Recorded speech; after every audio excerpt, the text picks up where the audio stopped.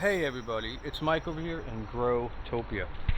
So, one of the things I want to press today on this beautiful Saturday morning, it's about 7 in the morning, temperatures are around 68, 70 degrees, probably going to be getting up to around 70 something today. A little humidity, possible chance of rain and thunderstorms, and perfect timing for any transplanting that you want to do.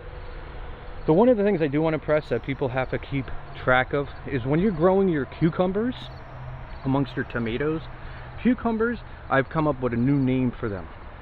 I call them the climbers, because that's all they do is they climb, and they basically go fairly straight up, and they have these long little arms here. I call them the little grabbers, and they grab on and they do a little curly cue on their own, and they grow super quick. And with the chicken wire fence like this, they have a tendency to want to get on this side of it. The reason why they're on that side is to keep the rabbits from eating my produce. So you have to check on your plants a minimum of 5 times a day, or every other hour, or every 2 hours. Come out and take a look at them, because you might have to actually move them inside. Like him, for an example, he was coming this way, I was able to get him that way. The way I got them to go back was by literally just kind of pushing them, and then I would take their little hands, and I just kind of, it's easier when you have 2 hands, and I just grab it and I try to carefully direct it where I want it to go. So now you see where it's leading, how I kind of like did a little bend to it. Now it's going to grab onto that today, not tomorrow, today, probably in the next hour or 2. Just like this guy here, I started bringing him back in this way so that when he grows up, he's going to grow into there. And there's another beautiful guy there. Down here we have our dragon tongue beans. Look at these things. They are freaking awesome. First time growing them. And there's one thing I want to show you guys exactly how they grow, so you know what's growing on with them. So first things first, that starts off as a flower, like such. And it's a very nice purple flower that opens up. I'm being really careful because they're extremely delicate. Once that flower goes away, you'll see this little stringiness right here. Let's see if I can balance the camera. It's hard when I'm squatting on stuff. You can see how it goes through these little stages, and then right there, that's the bean. So being that this guy is trying to come out, and you can see another little bean down there, and you can see one right there. If it don't focus on the metal. Come on, you can do it. I'm gonna give up on that. Yeah. All right, so yeah, and you can see another one here. Oh, now I gotta zoom out, I guess. I'm like too close to it. Hey, Mr. Bumblebee. Bees are your friends. See this? They're not even bothering me. If I was wearing my yellow tank top, he'd probably be staring at me today. So this guy, I want to try to carefully get him inside so that he doesn't grow outside. So you just got to carefully, because this is a very delicate stage, it's hard with one finger, carefully slide it in. And you can see that other flower fell off, which is fine, because right inside of there is another bean about to sprout. There's one down there, so there's a lot of them growing off of this guy, which is awesome. The zucchini that you see over here, so Thursday it was about this long, and my mother was like, oh, we should harvest it, and I said, no, let's give it a couple more days. And she said, well, James Pigioni says that when the flower falls off, you should pick it, because then it's going to turn yellow and die. Well, the thing was literally this long and probably like that thick in diameter, and now look at it, it's bigger. So don't always jump to do something right away. Give it some time. Now, one of the things I do have that's growing on in here is I have a tomato plant that has hit the blight stage, and I'm going to show you what the blight looks like versus a healthy tomato. And you can see I got some stuff growing on that I'm going to talk about. So the healthy tomatoes are obviously these big greeny guys, but the blight is what's in here. Now, don't freak out when you see the blight. It's a UFO. It's flying in the fog. Unidentified fog object. I'm going to try to go this way, just because I don't want to get stuck going. Oh man! Look at my sunflower that finally popped. Look at that thing. It's beautiful. It smells really good. So here's one of the tomato plants that has hit the blight stage, but there are some tomatoes still on it, and there's a branch of the tomato plant all the way down here that I'm going to bring up, and I'm going to put up on the, I'm going to attach into there. So don't always give up right away. Now being that there are some tomatoes like this that are on a dead section, I'm just going to clean that up today, but I'm not 100% removing this plant. And the reason why I'm not removing it is because the cucumbers are currently using it right now as a way to grow straight up. So before I was cutting them out, and then now with the cucumbers growing in there and the zucchini, I think it's mainly cucumbers that I have on this side.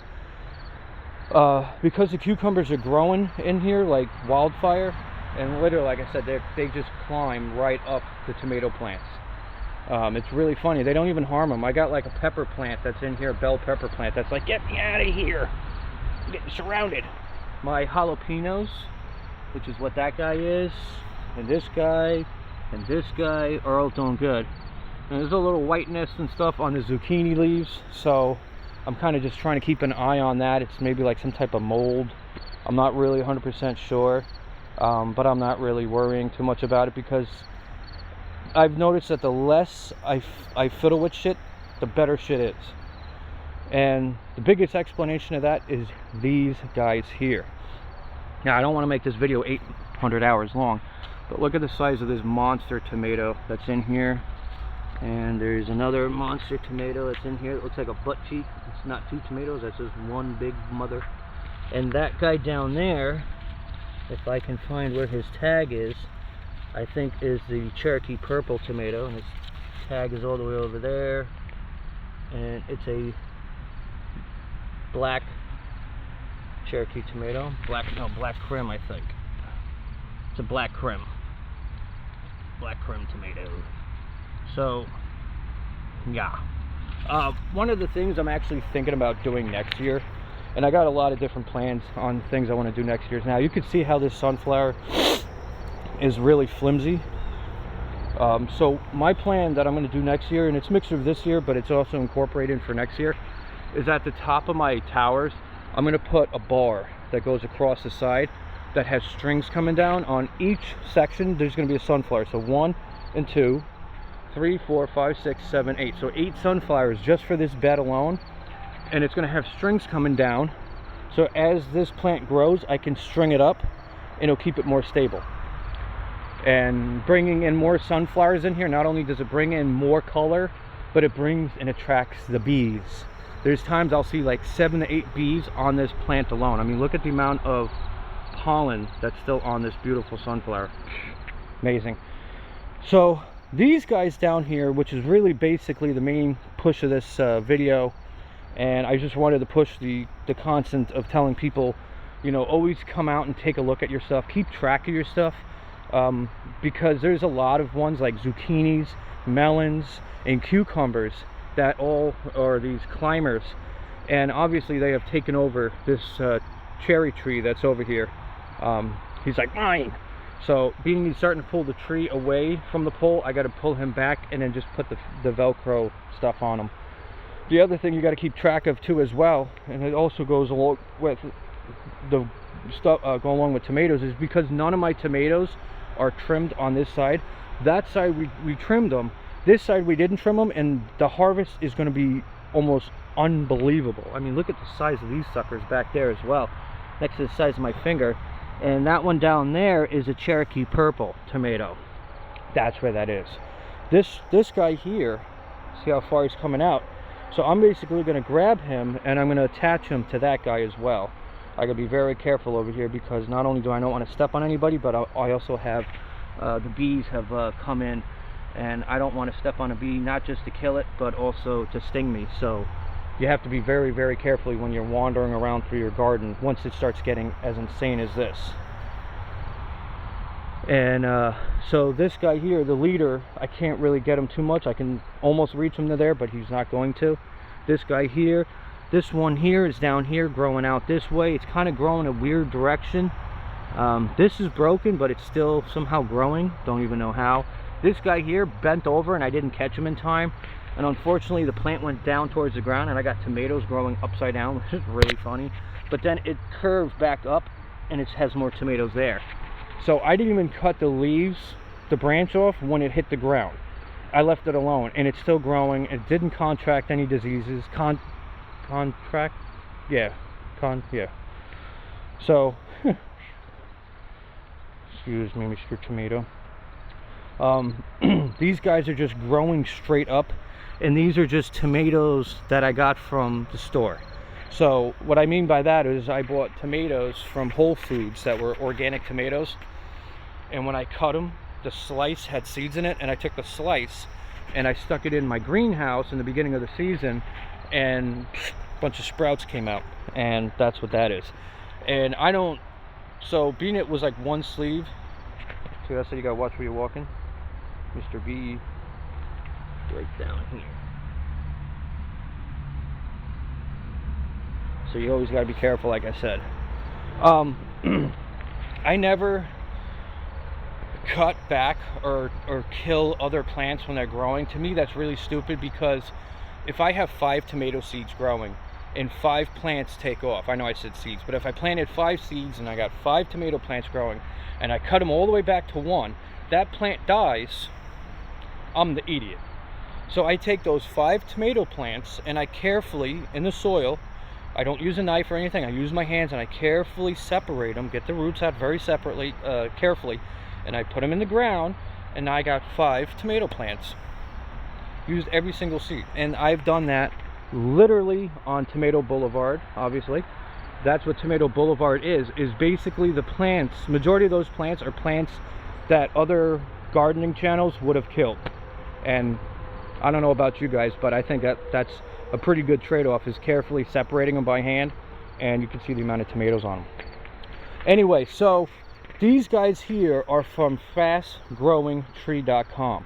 I have acquired myself some Concord grapevines. Now, of course, I got these the other day. I think it was like Tuesday or Wednesday they came in. I got a lemon and a lime. That's the other Concord grape. And then I got a dwarf banana tree. In the description below on this video, I'm going to put the links for all of these. And I know I forgot to say it in the beginning, but I am in zone 7A in Long Island, New York. The reason why I put in Long Island, New York versus any other where in New York is upstate New York, they can grow stuff that I can't, or they can grow it better. Long Island has its own little variation because our temperatures are just so wavy. I mean, just a couple weeks, just literally 2 days ago, it was 90 degrees the whole day, even until like 8 o'clock at night. And yesterday it was 70 degrees all day and it was 60 at night. So our temperature is as bipolar as the people that live in this freaking state. So with that being said, the lemon and the lime and the banana cannot stay out year round. They're more of a tropical species, and they don't like temperatures under 50 degrees. The Concord grapes, they can. Now, the only way to get Concord grapes, and if you're having trouble buying stuff from your state, I would definitely say check out fastgrowingtree.com. This is about $300, I think it's like $200 to $300 worth of plants, and they actually have a very awesome, and I'm not getting paid or sponsored by this, but I definitely want to tell people about this, because this is a good way to budget, right? So we're looking at $200-300 worth of stuff, and if you're like, oh, you know, it's going to be a little tight with my money and my budget, that's fine. What they offer, that's free. Fucking awesome company. They offer a payment plan. So I'm paying $80 a month with 0 interest on these plants. It's great. So I don't have to time myself up by spending $200-300, and then I'm like, shit, I got this bill, I got that bill, fuck, I don't have the money for them. That's fine. $80 a month pays off them, and to me, that's exciting. So I was able to get what I wanted quick. It comes in a box. They come bagged with water. You take them out. I just pull the bags back a little bit. I left them in my greenhouse, watered them every single day, and now today they're being transplanted. So how I'm transplanting them? Well, obviously you can see I got 3 buckets, and I'm putting the lemon and the lime and the banana in the buckets, and the Concord grapes I'm going to leave out here somewhere because I'm still trying to figure out where I want to stick them.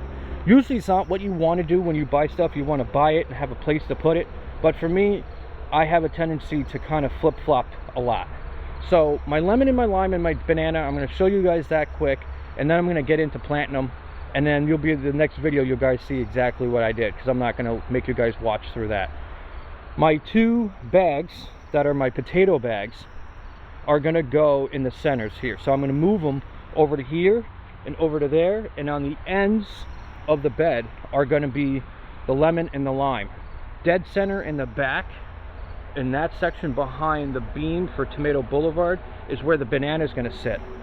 And basically what I'm going to do is I'm going to dig a hole that's the size of the bucket so that the whole bucket sits down into the soil below. And then when it's time to bring them in for the winter, I just slide the bucket in all out of the hole, clean the bucket up, and bring them inside the house. Very simple and easy. I used to work for a nursery, and that's how we dealt with our tropical plants. Was we had a hole in the ground, we bury it with the bucket, put mulch and stuff over it, and then when we had to go and pick up our customers' plants because we overwintered them, we would pull them out of the ground, put a board over the hole, so that nobody would accidentally fall in it. The customer knew about it as well. Everybody was on board.